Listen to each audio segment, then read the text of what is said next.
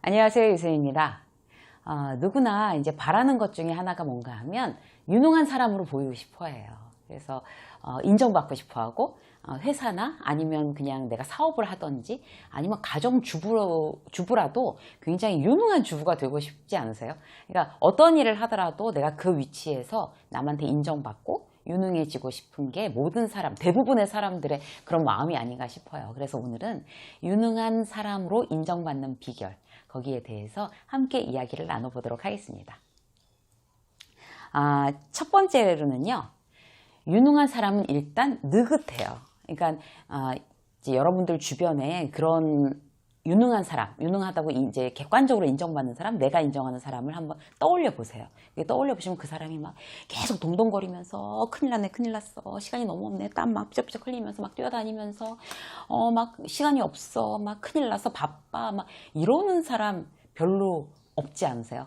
실제로 유능한 사람들은, 일 잘하는 사람들은 여유가 있습니다. 왜냐하면 그게 표정이 탁 나오거든요. 자기가 이제 가진 무기가 많아서 그래요. 예를 들어서 우리가 어디 길을 멀리 떠나더라도 주머니에 탁 돈을 많이 가지고 있으면 좀 여유가 있잖아요. 이제 뭐 혹시 무슨 일이 생기거나 뭐 그래도 이제 돈으로 이제 이렇게 다 이렇게 해결을 할 수가 있으니까. 주머니 돈이 거의 없는데 먼 길을 떠나야 된다면 얼마나 불안하겠어요. 일도 마찬가지인 것 같아요. 내가 가지고 있는 무기, 내가 준비한 양, 나의 실력, 이런 게 많다 그러면 저절로 여유가 있어지는 거죠. 그래서 우리는 이제 내가 유능한 사람으로 인정받으려면 실제로 내가 좀 여유가 있고 느긋해야 되겠는구나, 이렇게 생각하시면 될 것 같아요. 그게 첫 번째 스텝인 것 같은데, 느긋하려면 어떤 게 있어야 되나 하면 실제로 내가 가지고 있는 지금 현재의 어떤 그런 기준들요, 기준을 훨씬 더 상향 조정할 필요가 있어요. 그래야지 느긋해질 수가 있답니다. 구체적으로 예를 들어 볼게요.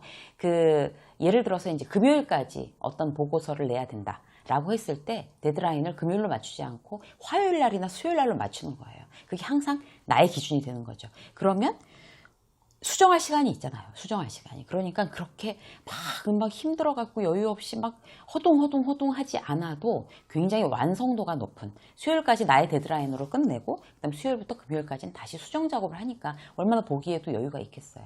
그리고 내가 어떤 프로젝트를 위해서나 어떤 이제 일을 위해서 뭐 회의 준비를 하더라도 그렇고, 전부 다 준비하는 노력의 양을 지금 내가 갖고 있는 기준보다 훨씬 더 상향 조정하는 거예요. 지금 내가 뭐 한 5개쯤 준비를 하는 그런 원래 습관이 들어있다고 하면, 내가 이거를 기준을 상향 조정을 해야지 내가 이제 유능하다고 인정을 받겠구나. 어떻게 생각하면 굉장히 평범한 얘기인데요. 실질적으로 그렇게 자기 기준을 상향 조정한다는 건 쉬운 일은 아닌 것 같아요. 그래서 일단 상향 조정하도록 해서 데드라인을 미리 땡기고 기준을 상향 조정을 해놓으면 실제로 좀 여유가 있어지는 거죠. 자영업 하시는 분들, 요새 직장 수업 들으시는 분 굉장히 많이 늘어나고 있어요. 댓글 보면 이제 자영업 하신다고 하시고, 그 다음에 이제 미국에서도 이제 실제로 무슨 어떤 그냥 샵을 운영하시고 이러는 분들이 많이 봐주시더라고요. 너무 감사하고요. 그런 분들 예를 들어서 무슨 이벤트를 한다고 치자고요. 그러니까 개점 1주년 이벤트. 그러면 이제 그래서 저희가 이제 이벤트 손님들한테 사은품을 이제 마련했습니다. 200개 한정, 선착순, 이렇게 해갖고 증정이라고 어떤 이벤트 행사를 진행했다고 하자고요. 그러면 우리가 준비를 해야 되는 건 뭘까요? 그 이벤트 하는 그 사은품 물건도 물론 준비를 해야 되겠지만, 기본적으로 매장에 상품이 꽉꽉 채워놔야 되겠죠. 왜냐하면 이벤트를 하면 손님들이 많이 올 테니까. 손님이 많이 와야지만 의미가 있는 거잖아요, 그 이벤트 자체가. 그래서 실질적으로 자영업이라고 하면 물량을 완전히 최대한으로 확보해 놓는다. 그래야지 느긋해지는 거예요.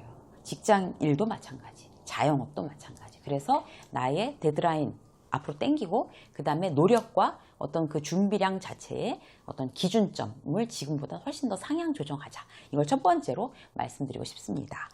예를 하나 들으면 뭔가 하면요.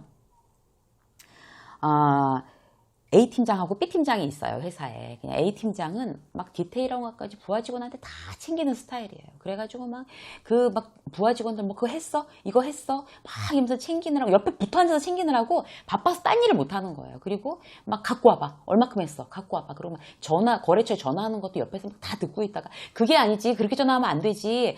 내일 이쪽으로 오라고 그랬어야 되는 거지. 우리가 왜 가 글로? 막 이렇게 참견을 하고. 그러면 어떤 일이 벌어지나 하면, 그런 팀장 밑에 있는 부하 직원들은 본인들이 수동적으로 굉장히 움직여요. 뭐든지 직접 이게 결정하고 주도적으로 하려고 하지 않아서 결국 A팀장이라는 사람은 계속 더 바빠질 수밖에 없어요. 그러니 일일이 다 챙기니까. 그런데 상대적으로 B팀장은 제일 핵심적이고 중요한 것만을 김대리, 박대리, 이대리 일을 나눠주고, 이 사람들이 자 소신껏 해. 그런데 자 챙겨들 거 이거 1, 2, 3은 챙겨가지고 오늘 자 낮에 한번 저녁 때 한번 보고해, 진행 상황을.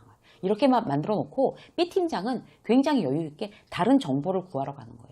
그것보다 이제 그 대리들이 할 수 없는 어떤 그런 고급 정보에 대해서 이제 가지러 다니는 거죠. 사람들은 본인이 느긋하게 누구 안녕? 안녕하십니까? 차 한잔 하시죠. 이렇게 여유 있는 사람한테 사람도 더 꼬이고 정보도 더 모이게 돼 있습니다. 막 이렇게 하고 앉아가지고 막 여기만 쳐다보는 사람한테는 정보가 오지 않아요. 그게 사회생활이거든요. 그래서 실제로 지금 굉장히 핵심적인 어떤 그런 지금 상황에 대한 캐치, 그 다음에 고급 정보, 이런 거에 대해서 이제 B팀장 구하러 다니는 거죠. A팀장처럼 그렇게 붙어 앉아서 난리를 치면 결국 몸만 바쁘고 실제로 일이 어떤 퀄리티 자체가 나올 수가 없고, 실제로 아까 처음에 말씀드린 것처럼 내 주머니에 뭔가 있어야 되잖아요. 그러니까 직원들 일 시켜놓고 난 내 주머니를 정보로 채우러 다녀야 되기 때문에 B팀장이 훨씬 더 유능하다고 인정받게 됩니다. 그런데 B팀장이 훨씬 더 여유 있어 보이잖아요. 여유가 있어야 아까 말씀드린 대로 정보가 모이고 사람이 모입니다. 그래서 다 데드라인 기준 다 땡기고 올려서 일단 느긋하게 하자. 이렇게 나는 느긋하게 이제부터 할 거야 라고 결심하시는 거 굉장히 중요한 포인트고요. 두 번째 뭔가 하면요, 실패를 대하는 태도예요. 실패를 대하는 태도. 자, 유능한 사람은 실패에 대해서 어떻게 하나 하면요, 내가 잘못했다, 네가 잘못했다, 이거 따지지 않아요. 자, 어떤 게 만약에 사고가 생겼어요, 회사에. 아니면 매장에 사고가 생겼어요. 그러면 그거를 누구 잘못이냐를 가리지 않고 빨리 해결하고, 자, 수습 책임 뭐지? 그리고 내가 직접 뛰어들어가서 빨리 해결하는 거예요. 내 책임이든 아니든 간에 내가 할 수 있는 걸 그 상황에서 하는 사람은 유능하다고 인정받습니다. 그런데 실제로 막 무슨 사고가 생기면 그거 우리가 안 그랬어요. 그거 우리 책임 아니고 저 팀 어디 갔나? 저 마케팅 팀에서 빨리 처리해야 되는 거 아니야? 이렇게 하는 사람들은 인정받지 못해요. 그러니까 남의 일을 덤태기 쓸까봐 무서워하는. 근데 실제로 그게 누구 책임인지는 아주 누가 막 음모와 모략을 꾸미지 않는다면 다 뻔하게 알 수 있는 거거든요. 그렇고 그 실패에 대해서 왜 잘못한 걸 갖다 끝까지 잘못 안 했다고 우기는 사람들 있잖아요. 그런 사람들도 굉장히 무능한 사람의 대표적인 케이스죠. 유능한 사람들은요, 자기 잘못을 빨리 인정해요. 그거 저희가 실수했습니다. 죄송합니다. 이런 식으로 빨리 수습하겠습니다. 일단 빨리. 이렇게 쿨하게 내 잘못 내가 인정하고 수습하는 거예요. 그리고 그거를 나중에 기억하는 거죠. 이때 이렇게 해서 문제가 생겼었기 때문에 다음부터 이제 다시는 이렇게 하지 말자. 그 실패 자체를, 그 실수 자체를 그 다음에 되풀이하지 않으려고 자기의 어떤 노하우로 삼는 거. 그게 유능한 사람들의 특징입니다. 실질적으로요, 그 자존감 얘기를 하면서 여러 영상이나 책에 뭐라고 잘못되어 있나 하면, 어떤 걸 자기 탓을 하지 말아라. 어떤 일이 문제가 생겼을 때 자기 탓을 하지 말아라. 괜찮다. 이렇게 하라고 그러는데, 그거 굉장히 잘못된 그런 사람들 많은 것 같아요. 이렇게 글로 쓰거나 말로 하거나. 그건 굉장히 건강하지 않은 자존감이에요. 왜 자기 탓을 안 해요? 내가 잘못했으면 내 탓인 거지. 자, 내가 잘못한 일에 대해서는 분명하게 인정하고 그 다음에 같은 실수를 저지르지 않으려고 노력하는 거, 그리고 남 탓하지 않는 거, 그게 건강한 자존감입니다. 그래서 그런 실패의 후유증을 확대시키지 않고 그거를 어떤 다음번에 어떤 내 노하우로 삼는다. 어쨌든 내 재산이다라고 하는 그런 태도, 실패나 실수에 대한 태도가 유능한 사람의 두 번째 중요한 점이고요. 자, 세 번째 볼까요? 집중해야 되는 일하고 대충 해도 되는 일하고 잘 구분하는 게 유능한 사람들의 특징이에요. 왜 그 사내 정치라고 얘기를 하죠. 이제 회사에서 어떤 일이 있냐면 그 굉장히 그 일은 잘 못하는데 막 웃기고 막 잘 놀고 술자리에서 막 사람들 막 휘어잡고 이런 사람들이 있어요. 그런 사람들 윗사람들이 되게 예뻐해요. 왜냐하면 같이 술자리에 있으면 편하잖아요. 이렇게 막 분위기 잡고 알아서 막 노니까. 그렇다고 해서 그 사람 유능하다고 하진 않아요. 근데 그거를 보통 그런 쪽으로 이렇게 자기가 이제 유능하지 않아서 막 그런 막 사람들의 관계 막 형 막 술 취하면 막 형 막 이러고 막 이러는 걸로 자기의 그 유능하지 않음을 어떻게든지 이렇게 좀 막 비벼보려고 그렇게 하는 잘못된 분들이 계세요. 근데 그거는 요즘은 이제 그런 세상 아니에요. 이제는 뭐 우리가 남이가 이거 아니에요. 남이에요. 우리 형제 아니고요, 의형제 아니고요.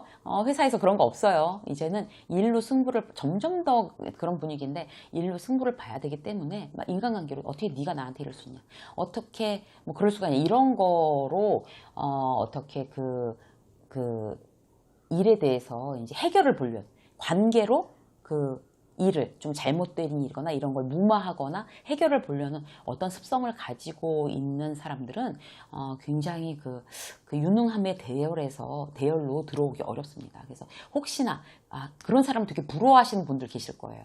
저 사람은 반죽이 좋아. 저 사람은 막 이 처세술이 좋아서 막 잘 빠져나가. 그런 거 부러워하시지 않으셔도 돼요.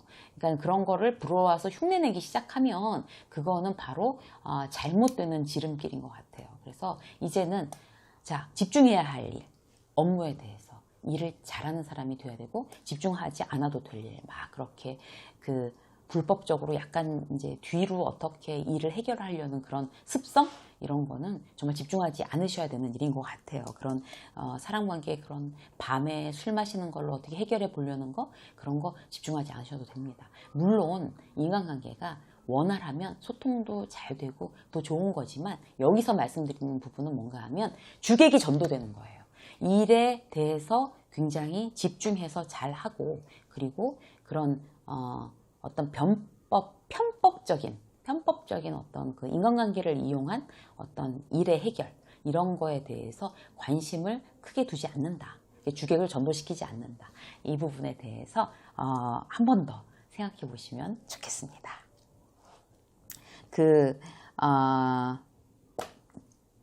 이 얘기를 하다 보니까 이제 갑자기 생각이 나는 게 예전에 이제 그런 직원이 있었어요.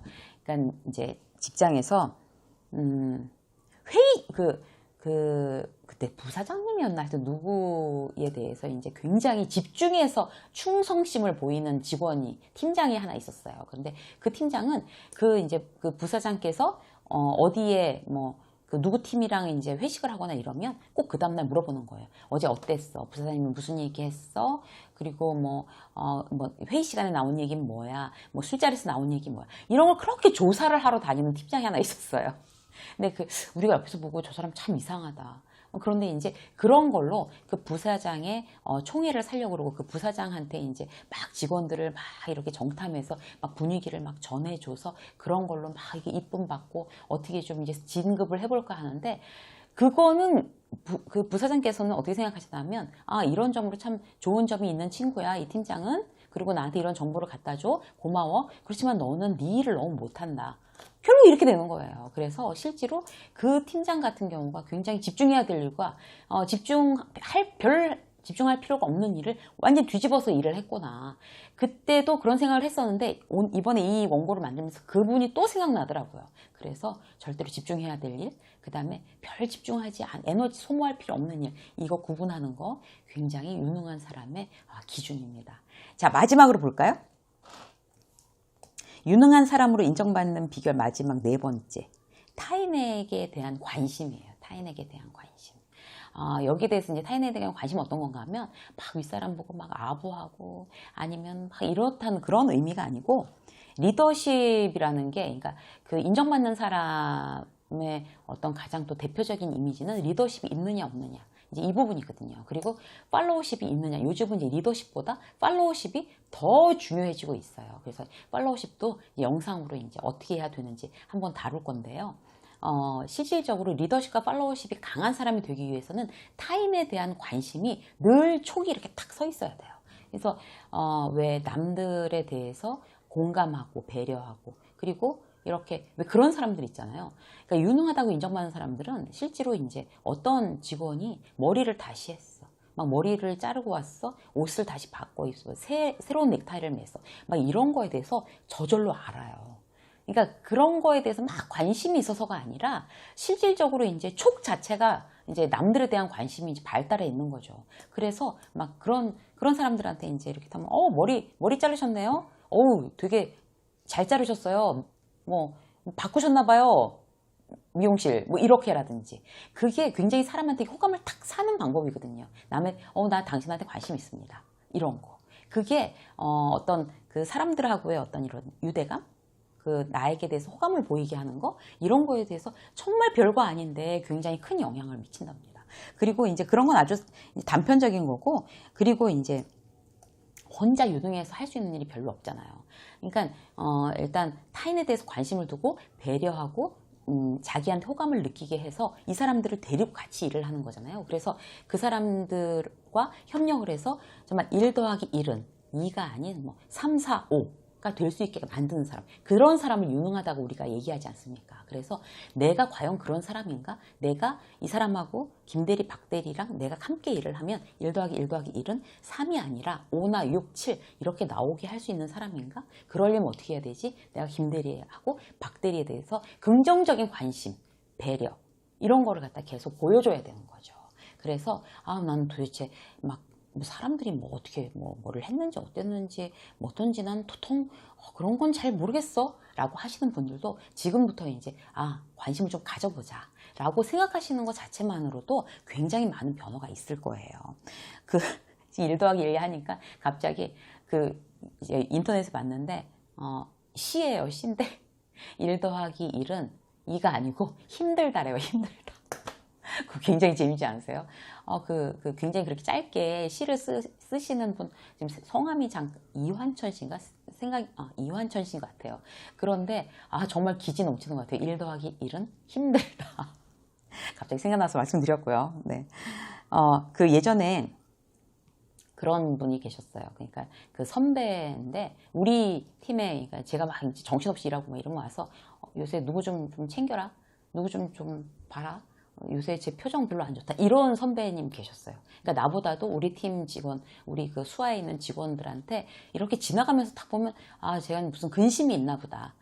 저 친구는 뭐, 이게 굉장히 뭐, 다른 쪽으로 좀, 그러니까 회사에서 마음이 좀 뜬 것 같다. 이런 거를 막 탁탁탁 알아채리는 그런 선배분이 계셨어요. 진짜 유능한 분이셨는데, 그래서 저한테도 그런 조언들을 막 해주셨거든요. 그러면 가서 이제 뭐 밥이라도 먹으면서 차라도 마시면서 얘기하면 영락없이 뭔가 문제가 있던지 뭐 이러는 경우들이 많더라고요. 그래서 실질적으로 그런 사람에 대한, 특히 이제 우리 같은 팀에 대한 윗사람 아랫사람에 대한 관심이 많은 거, 유능해 보이는 굉장히 중요한 키포인트고요.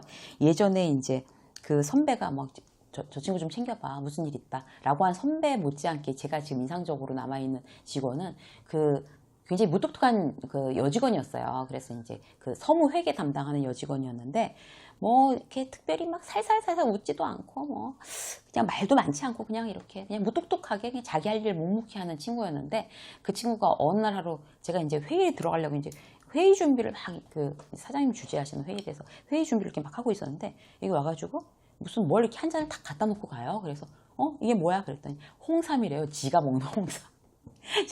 몸이 허해서 홍삼을 먹는다는 거예요. 그래서 이게 뭐야? 그랬더니, 아니, 저기 사장님 회의 들어가셔야 되는데 너무 피곤해 보이셔서 그렇게 들어가시면 안 될 것 같아서 제가 가져왔습니다. 이렇게 얘기를 하는 거 있죠.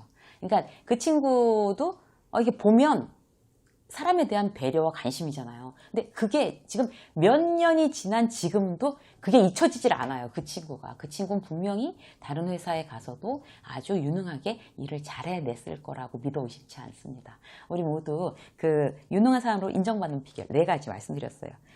느긋하게, 나를 느긋하게 이미지 메이킹하는 거. 그러기 위해서 여러 가지 해야 될 일 말씀드렸죠. 그리고 실패를 대하는 태도, 나의 자산으로 삼는다는 거. 그다음 3번째, 집중해야 할 일과 대충 해도 되는 일 정말 제대로 구분하기. 4번째는 타인에게 대한 관심. 타인에게 대한 관심이 결국 리더십이자 팔로우십이 훌륭한 사람을 만드는 그런 기준이 됩니다. 그래서 오늘 유능한 사람으로 인정받는 비결 4가지에 대해서 말씀드렸습니다. 환절기에 건강 조심하시고요. 아직 구독 안 누르신 분들은 구독 눌러주시고 한식과 되셨으면 좋겠습니다. 환영합니다. 고맙습니다.